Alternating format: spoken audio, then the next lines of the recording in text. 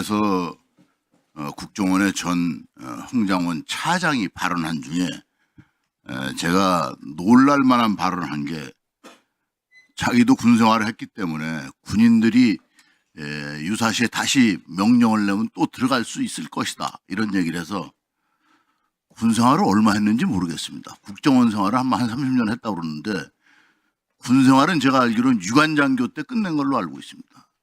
요즘 군인을 어떻게 합니까? 이거는 오버해도 한참 오버한 발언이다. 말 자체가 안 되는 말이다. 요즘 군인들이 조금 전에도 방첩사 1처장이 얘기하잖아요. 이렇게 세상이 변한 거예요. 부당한 명령에 대해서는 그렇게 따르지 않습니다. 근데 하물며 지금 국정원 전 차장이 이렇게 얘기한다는 게 말이 안 된다. 두 번째는, 우리가 지휘관을 군생활하면서 보고를 받습니다. 참모들한테. 보고를 받는데 참모가 터무니없는 얘기를 하면, 야, 됐다, 이게 정상이에요. 아니, 지금 차장이 와서 우리 국정원장님한테 방첩사가 지금 정치인들 잡으러 다닌다고 얘기하면 말 같지도 않으니까, 됐다, 그럼 내일 아침에 얘기하자, 이게 정상이지. 뭐가 비정상이에요? 내가 봐선 정상인데. 알았어요. 자꾸 방해하지 마세요. 또 제가 이제 NLL 비행한 아파치 헬기에 대해서 고사에 나가서 확인해 봤습니다. 9.19 남북 군사 합의는 2023년 11월 23일 날 북한이 먼저 파기를 합니다. 전면 파기를 합니다. 그리고 우리는 그래도 2024년도까지 넘어옵니다. 근데 북한이 이것을 파기한 이후에 어떻게 했는가? 서해의 NLL 선상에서 우리 함정 그리고 어선에 대해서 표적 획득 훈련을 합니다. 그러니까 북한 애들이 표적 조준을 하는 거죠. 드라이 사격 훈련을 해요. 계속 이렇게 드라이 사격 훈련을 하니까, 야, 우리가 가만히 있을 수 없잖아. 그래서 우리가 가장 그래도 헬파이어를 가지고 있는 아파치 헬기를 비행을 시켜야겠다. 이래서 비행 계획을 세워서 비행을 시킵니다. 근데 비행을 어떻게 시켰냐? 안보실장님. 네. 본래 우리가 함정들이 그 NLL 이남에 몇 킬로까지 항행을 하죠? 보통 뭐 그 한 2 내지 3km 이남에서. 그렇죠. 항해합니다. 그래서 비행한 코스를 제가 확인해 보니까 우리가 함정들이 들어가는 선 이상을 넘지 않고 이남에서 비행을 합니다. 그래서 이거는 북한의 대남 위협에 대한, 거기에 대한 대응 훈련을 한 건데, 이게 무슨 북풍이에요? 이런 식으로 엮으니까 지금 민주당이 자꾸 스텝이 꼬이는 거예요. 춤추다가 스텝이 꼬이면 넘어집니다. 이래서 스텝이 꼬이는 거예요. 이렇게 북한이 우리 표적을, 우리 어선이나 함정을 대상으로 훈련을 하니까, 거기에 대한 대응 훈련을 한 걸 가지고 북풍이라고 얘기하니까, 이러니까 안 된다는 거예요. 그래, 국민들이 이걸 다 보고 있으면서 뭐라고 하겠어요? 그렇게 얘기하시면 안 된다는 겁니다. 지금 시간이 없지만 사실 급한 게 있어 물어볼 게 있습니다. 중국이 지금 서해상에서 지금 어떤 짓을 하고 있느냐? 대규모 철구조물을 설치하죠. 그렇습니다. 이게 지금 과거에도 2017년도가 있었죠. 그때도 강력하게 항의해서 철거를 했죠. 근데 지금 또 하고 있습니다. 이게 마치 이제 우리가 한국해양전략연구소에서 이렇게 얘기를 해요. 서해를 중국이 내해화하려고 한다, 이렇게 얘기를 하는데, 이런 전략의 일환으로 이것도 봐야 되는 거 아닙니까, 실장님? 저는 그렇게 봅니다. 예. 단호히 대응해야 된다고 생각합니다. 그래서 이 부분은 외교부 장관님, 그리고 우리 대통령 권한대행 안보실장님이 강력하게 대응하지 않으면 이게 심각한 군사적인 문제까지도 발전할 수 있습니다. 이거는 반드시 이런 부분에 대해서 대응을 해 주십사 하고 부탁을 드립니다. 그리고 우리 조 원장님, 네. 아까 차장이 얘기했는데 좀 말씀하실 게 있을 것 같아서 못 하셨는데 시간을 드리겠습니다. 말씀하십시오. 홍정원 차장이 얘기한 얘기를 생각해 보면 세 가지쯤이 있는 것 같습니다. 아마 시간이 안 돼서 말씀을 다 못 드리겠지만 대통령과 대통령으로부터 체포 지시를 받은 것을 원장한테 보고를 했느냐, 보고를 했는데 원장이 무시했느냐. 두 번째는 본인의 교체 경위입니다. 이 대통령이 교체하라고 지시를 했느냐, 아니면 제가 했느냐 이거죠. 세 번째는 이재명 대표와의 전화, 이 세 가지인데 그 보고 부분만 좀 말씀드렸으면 좋겠습니다. 그날 그 홍정원 차장이 정무직 회의에서나 아니면 저하고 따로 면담을 할 때 대통령이 체포 지시를 즉 싹 다 잡아들이라는 얘기를 했다는 말을 한 적이 없습니다. 그 얘기는 제가 전혀 못 들었고요. 그 다음에 방첩사를 지원하라고만 대통령이 말씀을 했는데 정치인들이 방첩사가 정치인들을 체포하러 다닌다는 얘기도 저한테 하지 않았습니다. 정치인들을 누가 잡으러 다닐지 모르겠다고.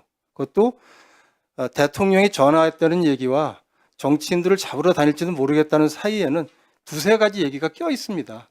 띄워놓고 얘기를 했다는 걸 제가 분명히 말씀드리겠고요. 저도 공직 생활을 30년 이상 하고 있는데 만일에 대통령이 그런 지시를 했다든지 해서 정치인을 우리가 국정원이 정치인 체포나 아니면 체포 문제에 있어서 가지고 뭔가 지시를 받은 게 있는데 원장이 그날 밤에 지시를 하지 않고 지시를 해 주십시오라고 했으면 제가 퇴근한다는 걸 생각할 수 없습니다. 그건 전혀 정말 사실이 아니고요. 말씀을 조금 더 보충드리겠습니다. 만일에 그때 그런 얘기를 했다고 할 것 같으면은 홍장원 차장이 사흘 뒤인 12월 6일 날 정보위원회에 와서 정보위원들한테 이렇게 설명을 합니다.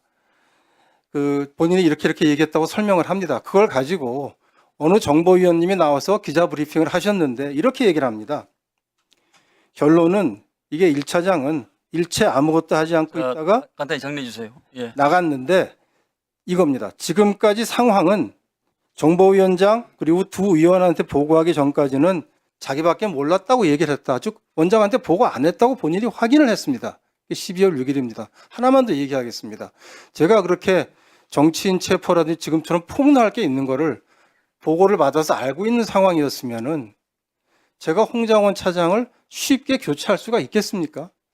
저는 설사 교체를 하더라도 홍장원 차장을 제가 오늘까지는 그렇다고 해서 큰 무슨 폭로를 할 거라고 생각은 못 했겠지만은 보시는 것처럼 12월 5일 날 사표를 받으니까 12월 6일 날 크게 폭로를 했고 저는 그러한 사실을 12월 6일 날 처음 들었습니다. 바꿔놓고 제가 그 사실을 알았을 때 제가 교체하자고 건의할 수 있고 또 대통령도 그걸 다 알고 있었으면 교체를 승인하겠습니까? 상식적으로 합리적으로 제가 보기엔 말이 되지 않는다 해서 이건 저한테 체포 지시를 보고했다는 것은 정말 사실이 아닙니다. 자, 홍 차장 앞으로 나오세요. 자, 홍 차장님 육사 41기가 맞습니까? 43기입니다. 43기입니까? 예. 그러면은 사관학교를 졸업하시고 사관학교를 졸업하고 5년 반 동안 장교로 근무하다가 당시 예. 안전기획부로 이전했습니다. 군 생활을 오래 한다고 모든 것을 다 아는 건 아닙니다. 바닷물이 짠지 안 짠지는 한 호배 물을 마시나 한 드럼통의 물을 마시나 짠맛은 다 똑같습니다. 군대 생활을 짧게 하셨어도 또 사관학교에서 정식적으로 교육을 받으셨기 때문에 저는 그 누구보다도 군에 대한 애착과 또 군 출신이라는 것에 대해서는 부인할 수 없다고 생각합니다. 이어서 우리 원장님께서 말씀하신 거에 대해서 추가로 하실 말씀이 있으십니까? 존경하는 한 의원님께서 상관에게 말 같지 않은 얘기를 해서 그만해라고 할 수 있다라고 말씀하셨습니다. 근데 그 말 같지 않은 얘기가 대통령 지시사항이었습니다. 네. 또 하나는 예, 괜찮습니다. 뭐 제가 보고를 안 했을 수도 있죠. 또 기억 못 하실 수도 있고요. 다만 제가 이렇게 말씀드리는 거는 당시 상황에서 국정원 장과 차장이 어떠한 부분에 있어 행동을 했고 그것이 어떠한 부분에 있어 국면 수습에 해당되는 부분인가를 설명드리기 위해 했던 부분인 건데 제가 보기에는 그 작구 하나를 가지고 옳고 그르고를 따지는 부분이 게 적절한가 하는 생각이 듭니다. 자, 그러면 지금부터 잠시만 주목해 주시기 바랍니다. 제가 구독자분들을 위해서 선물 하나를 준비했는데요. 제가 항상 여러분들께 드리는 말씀이 있습니다. 뉴스만 평소에 잘 챙겨보셔도 돈이 되고 돈을 벌 수 있다라고 말씀을 드렸는데요. 여러분들은 여기 보시는 삼성전자 뉴스를 보고 어떤 생각이 드세요? 아니면 정치인들의 뉴스, 날씨 뉴스를 보고는 어떤 생각이 드시나요? 그냥 뉴스만 보고 끝내는지 아니면 이 뉴스를 어떻게 이용할 수 있는지 이 부분을 고민하고 계시는지를 되물어보고 싶습니다. 그 이유가 뭐냐 하면 제가 지난번에 여러분들께 뭐라고 말씀을 드렸었죠? 지금은 반도체 섹터를 눈여겨보셔야 한다고 말씀드렸습니다. 그리고 나서 이런 썸네일들 뉴스를 통해서 많이 보셨을 겁니다. 반도체 내용이 이슈가 됐을 때 부자들은 어떻게 생각한다? 반도체 관련주들은 뭐가 있는지, 어떤 종목이 가장 좋은지, 어디에 투자해야 돈이 몰리는지 자연스럽게 생각한다고 제가 말씀을 드렸죠. 그 이유가 뭐냐 하면 부자들이 봤을 때는 이슈가 곧 돈으로 이어지고 그 이슈가 나에게 돈을 벌어준다는 경험적 확신이 있기 때문에 부자들은 항상 이런 사회적 이슈를 관심 있게 챙겨본다고 제가 말씀을 드렸습니다. 이번에도 마찬가지인데요. 제가 지난번에 시청자분들과 함께하는 주식으로 수익 내기 이벤트를 진행했었죠. 당연히 100% 무료로 진행을 했었고요. 여기 보시면 아시겠지만 제가 지난번에도 구독이라고 보내주신 모든 시청자분들께 반도체 관련주 중에 가장 크게 급등할 딱 한 종목, 많은 종목도 아니라 한미반도체 한 종목을 여러분들께 추천드렸어요. 그러면서 여기 나와 있는 대로 정확히 얼마에 매수해야 하는지, 그리고 수익률이 어느 정도 나왔을 때 팔아야 하는지를 이런 부분들까지 여러분들에게 정확히 알려드렸었는데 지금 실제로 어떻게 되었다? 오른쪽을 보시면 아시겠지만 제가 지난번 문자 발송으로 이 한미반도체를 소개해드리고 나서 실제로 이렇게 5배 이상 어마무시한 상승이 나왔습니다. 100만 원만 투자를 했어도 무려 500만 원이 넘는 수익금이 생긴 거죠. 그래서 당시에도 굉장히 많은 분들이 제가 드린 이 한미반도체로 수익을 내실 수가 있으셨을 텐데요. 다시 한번 축하드린다고 말씀을 드리겠고 이번에도 마찬가지입니다. 앞으로도 2024년, 2025년 계속해서 기대해볼 섹터는 AI입니다. 그 중에서도 AI 반도체는 그 누구도 부정할 수 없는 미래 성장 산업입니다. 그러면 우리가 어떻게 생각해 볼 수 있을까요? AI 반도체 종목 중에 앞으로 크게 대장 역할을 하면서 10배 이상 급등할 수 있는 텐베고 종목을 지금부터 열심히 추적해야 한다는 겁니다. 큰 돈을 투자하지 않더라도 월급의 일부분 아주 소액이라도 이 종목을 모아가야 수백 %의 수익률을 손에 쥘 수 있는 것이죠. 지금 여러분이 보고 계시는 이 유튜브 또한 AI 반도체와 아주 밀접한 연관이 있고 반도체야말로 대한민국의 핵심 산업으로 앞으로 더더욱 시장은 성장할 수밖에 없습니다. 그렇기 때문에 제가 이번에도 뭘 보내드리고 있냐면 지난번과 똑같이 구독이라는 문자를 보내주시면 제가 AI 반도체 관련주 중에 앞으로 대장주 역할을 하면서 주가가 가장 크게 급등할 한 종목을 여러분들께 문자 발송으로 종목명과 사고 파는 시점을 모두 알려드릴 건데요. 그 문자를 받고 여러분들이 주식으로 돈 버는 연습을 한번 해보셨으면 좋겠고요. 혹시라도 나는 주식을 하지 않는다 하시는 분들은 주변에 주식하시는 지인분들에게 말씀을 해주셔도 되고요. 아니면 연세가 있으셔서 투자가 어렵다 하시는 분들은 이 종목을 자녀분들에게 한번 사봐라. 이걸로 한번 수익을 내봐라. 이렇게 조언을 해주실 수도 있는 거겠죠. 그래서 지금 이 영상을 보시는 시청자분들 중에 나도 이번 종목이 좀 궁금하다 하시는 분들은요. 누구나 상관없이 그리고 어느 시간대나 상관없이 부담 없이 010-2514-5930번으로 구독이라는 문자 보내주시면 제가 이번에도 똑같이 무료 추천 급등주 문자를 보내드리겠습니다. 이해되시겠죠? 제 번호 010-2514-5930번으로 구독이라는 문자 보내주시면 여러분들이 직접 이슈를 통해서 돈 버는 연습을 해보실 수가 있는 거고 제가 돈을 받는 것도 아니고 투자를 대신해 드리는 것도 아니기 때문에 부담 없이 신청해 주시면 되는 겁니다.